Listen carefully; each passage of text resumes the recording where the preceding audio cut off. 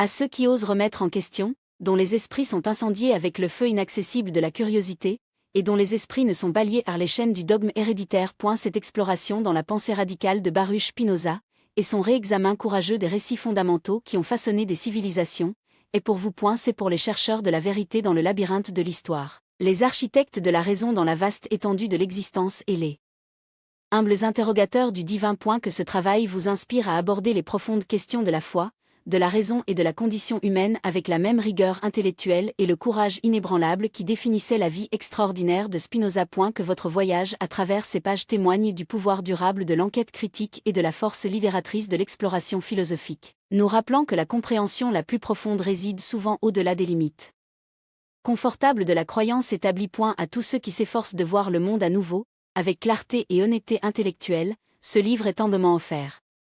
Chapitre 1. L'ombre du XVIIe siècle, crucible de Spinoza.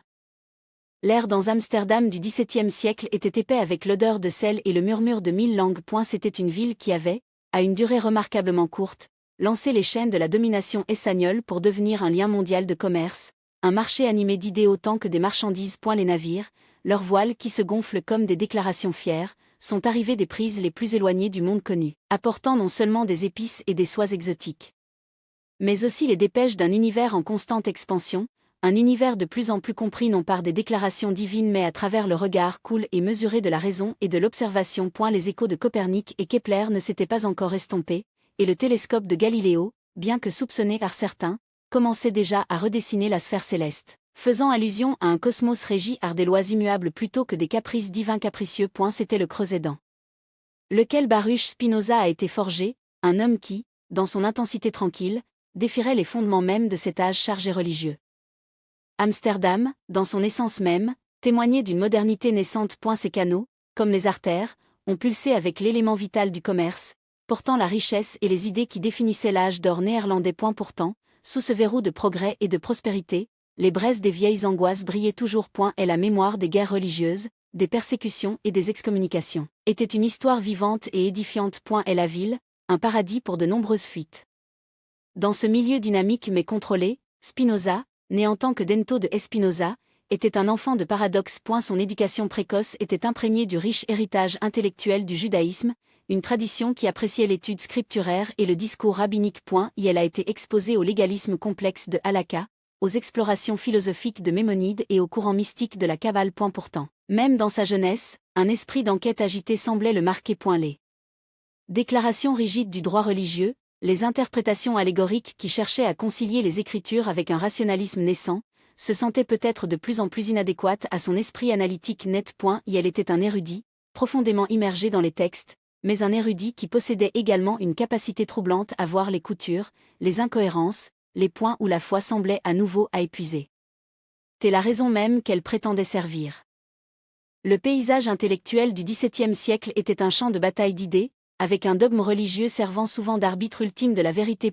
Et la montée en puissance de l'enquête scientifique, défendue par des personnages comme Descartes, a offert un puissant cadre alternatif, qui mettait l'accent sur les preuves empiriques et la déduction logique. Le célèbre cogito, ergo sum de Descartes, je pense, donc je suis, était une déclaration de primauté de la raison individuelle, un écart radical des traditions qui ont placé l'autorité dans la révélation ou les institutions établies. Ce ferment intellectuel a créé un espace précaire aux penseurs qui ont osé remettre en question les orthodoxies dominantes. Spinoza, avec sa poursuite implacable de la clarté et son engagement inébranlable à la raison, s'est retrouvé à naviguer sur ce terrain périlleux, son système philosophique cristallisant progressivement dans la solitude tranquille de son propre esprit.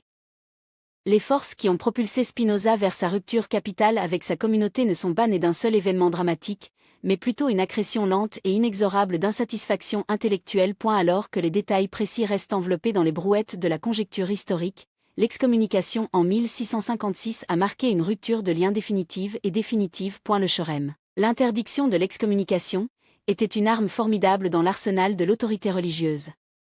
Conçue pour isoler et condamner le transgresseur, pour les qualifier de anathème. Pour Spinoza, c'était un témoignage du gouffre inconciliable qui s'était ouvert entre ses convictions philosophiques en évolution et les dictons communautaires de sa foi. Les déclarations, enregistrées dans des récits historiques, l'ont accusé de hérésies abominables, de actes monstrueux et d'enseigner doctrines méchantes. Ce n'étaient pas des chicanes théologiques mineures, ce sont des condamnations d'une Vision du monde qui a fondamentalement contesté l'ordre établi. Les conséquences immédiates de cette ostracisation étaient profondes. Et ne plus membre de la communauté qui lui avait fourni son identité, son éducation et son monde social, Spinoza a été jeté à la dérive. Elle a été déclaré paria, son nom à oublier, ses écrits interdits. Cet isolement appliqué, cependant, n'était pas simplement une pénalité sociale ou religieuse. C'est devenu un incubateur intellectuel. À nier le discours commun et les structures formelles de son ancienne vie, Spinoza s'est retiré dans un régime d'études et de réflexion encore plus intense. Et sa vie a été gagnée à travers le méticule artisanat de la broyage des lentilles, une profession qui reflétait son effort philosophique, polir et perfectionner les instruments à travers lesquels nous percevons la réalité, pour révéler la clarté sous-jacente obscurcie par les imperfections et les distorsions. Dans le bourdonnement calme de son atelier, entouré du verre délicat de sa création, ses idées les plus radicales ont commencé à prendre une forme définitive.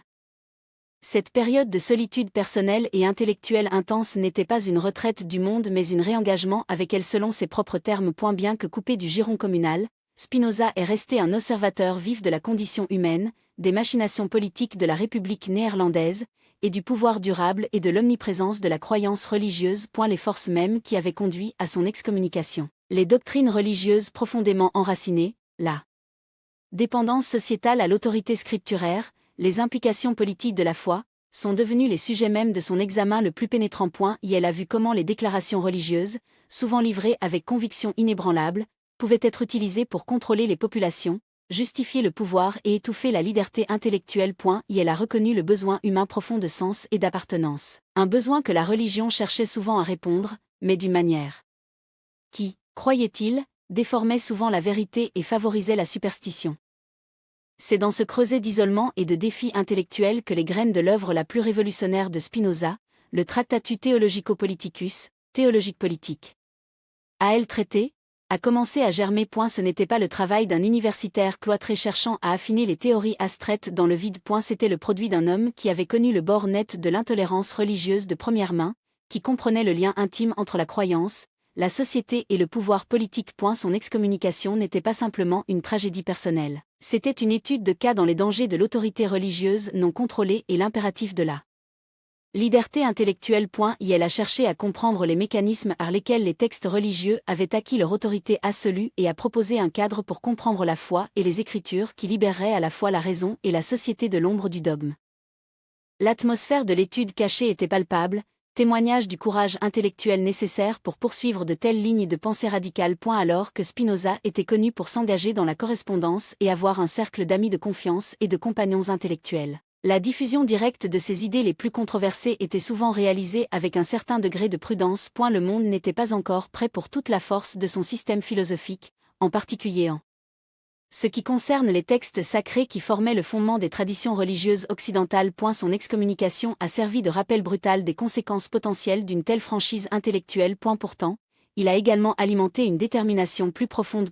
Elle a compris que sa perspective unique, née à la fois de l'immersion profonde et du départ radical de son héritage, était précisément ce qui était nécessaire pour remettre en question les hypothèses dominantes et pour forger un nouveau chemin vers la compréhension. L'isolement même qui menaçait de le faire taire est devenu le terrain fertile à partir duquel ses idées les plus durables jailliraient, destinées à faire écho bien au-delà des canaux d'Amsterdam du XVIIe siècle et au cœur même de la pensée occidentale.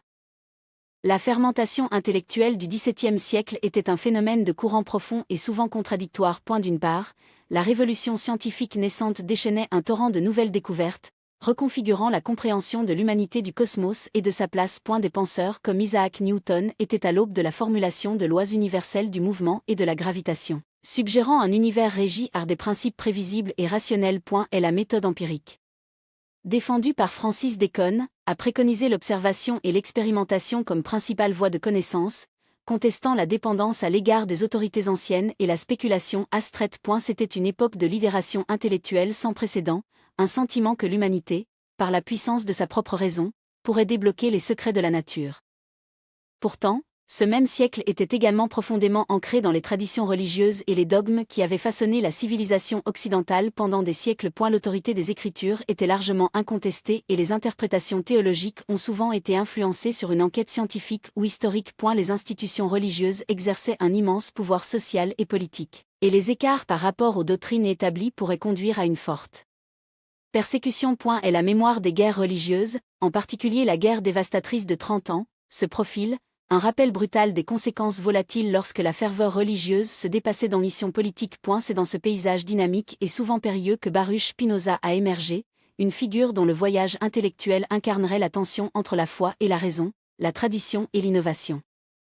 Né à Amsterdam en 1632 d'émigrés juifs portugais, Spinoza a été immergé de l'enfance dans la vie intellectuelle et religieuse de la communauté séfarade. Son éducation précoce était rigoureuse, englobant l'hébreu, les études bibliques et les riches traditions philosophiques du judaïsme, en particulier les œuvres de Maïmonide, qui avait cherché à concilier la philosophie aristotélicienne avec la théologie juive. Spinoza était un étudiant doué, profondément bien informé dans les subtilités de la religieuse AW et écriture. Cependant, même en tant que jeune homme, il a démontré une indépendance remarquable de la pensée. Les interprétations traditionnelles et les attentes communautaires de l'observance religieuse ont commencé à frotter contre ses propres sensibilités philosophiques en développement, qui ont de plus en plus souligné une enquête rationnelle et une compréhension naturaliste de l'univers. Les circonstances précises qui ont conduit à l'excommunication de Spinoza en 1656 restent un sujet de débat savant, enveloppé dans la réticence des documents historiques et le désir communal d'obscurcir les détails d'un tel événement de division. L'interdiction, ou Shorem, émise par le rabbinat d'Amsterdam était grave.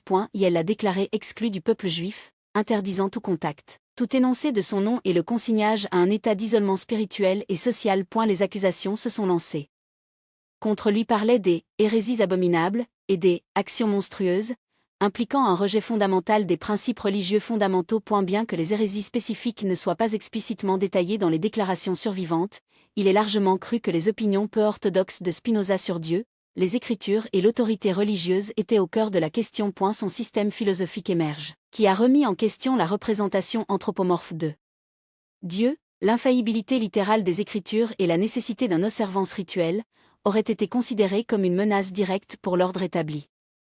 Cette excommunication n'était pas simplement une condamnation spirituelle, c'était une rupture profonde qui a remodelé la vie de Spinoza et, par extension, le cours de la philosophie occidentale. Caste de sa communauté, a nié les réseaux sociaux et intellectuels qui l'avaient soutenu, Spinoza a été contraint de forger une nouvelle existence. Elle s'est soutenue par des lentilles de broyage, un métier méticuleux et solitaire qui reflétait peut-être son entreprise philosophique, le polissage minutieux des perceptions pour atteindre la clarté, l'élimination des distorsions pour révéler une vérité plus fondamentale. Cette période d'isolement appliquée, bien que sans aucun doute douloureuse et difficile, lui a également donné l'espace et la liberté nécessaires pour développer ses idées philosophiques radicales sans les contraintes de supervision communautaire ou de censure théologique. C'est dans ce creuset d'ostracisation personnelle et de défis intellectuels que le travail révolutionnaire de Spinoza, le Tractatus Theologico-Politicus, a commencé à prendre forme. Ce n'était pas un traité philosophique écrit dans l'abstrait, divorcé des réalités de la société humaine et de la croyance religieuse. A eu lieu de cela. C'était une réponse directe au problème même qui avait conduit à son excommunication. Spinoza a cherché à comprendre les fondements de l'autorité religieuse, la nature de la prophétie, l'interprétation des Écritures et la relation entre la croyance religieuse et la stabilité politique. Il a reconnu que les textes religieux, en particulier la Bible, n'étaient pas simplement des convoyeurs de la vérité divine mais aussi des instruments puissants de contrôle social et politique. Son objectif était de démystifier l'autorité religieuse, de démêler le noyau éthique des enseignements religieux des couches des accrétions historiques, culturelles et théologiques, qui avaient, à son avis, obscurci le vrai message. L'atmosphère de l'étude cachée et du défi intellectuel qui a caractérisé la vie de Spinoza après son excommunication a été une caractéristique déterminante de son développement philosophique. Bien qu'il maintienne la correspondance avec un réseau de pairs intellectuels et n'était pas entièrement reclus, la diffusion directe et publique de ses idées les plus radicales a souvent été approchée avec prudence. Le paysage sociétal était celui où la conformité religieuse était non seulement attendue, mais souvent appliquée. Contester ouvertement l'autorité divine des Écritures, comme Spinoza avait l'intention de le faire, était de courtiser la controverse, la condamnation et potentiellement de la persécution. Son excommunication a été un avertissement frappant, une démonstration publique du pouvoir exercé par les institutions religieuses et les conséquences graves pour ceux qui ont écarté des doctrines acceptées. Cependant, ce danger même a également alimenté un engagement plus profond envers son projet intellectuel. Spinoza a compris que l'autorité incontestée attribuée aux textes religieux avait des implications importantes pour la liberté humaine et la poursuite de la connaissance. Il a vu comment les interprétations des Écritures pouvaient être utilisées pour justifier le pouvoir politique, Supprimer la dissidence et créer des divisions au sein de la société. Est sa propre expérience d'être ostracisé pour ses opinions non conventionnelles a renforcé sa conviction qu'une critique approfondie et rationnelle de l'autorité religieuse n'était pas simplement un exercice académique mais une étape cruciale vers la promotion d'une société plus juste et libre. Et la solitude qui a suivi son bannissement est devenue un espace pour une contemplation intense, pour perfectionner ses arguments et pour développer un système philosophique qui démente systématiquement les fondements de l'épistémologie religieuse traditionnelle. Le statut de franc-tireur de Spinoza n'est pas né d'un désir de notoriété ou d'un CO.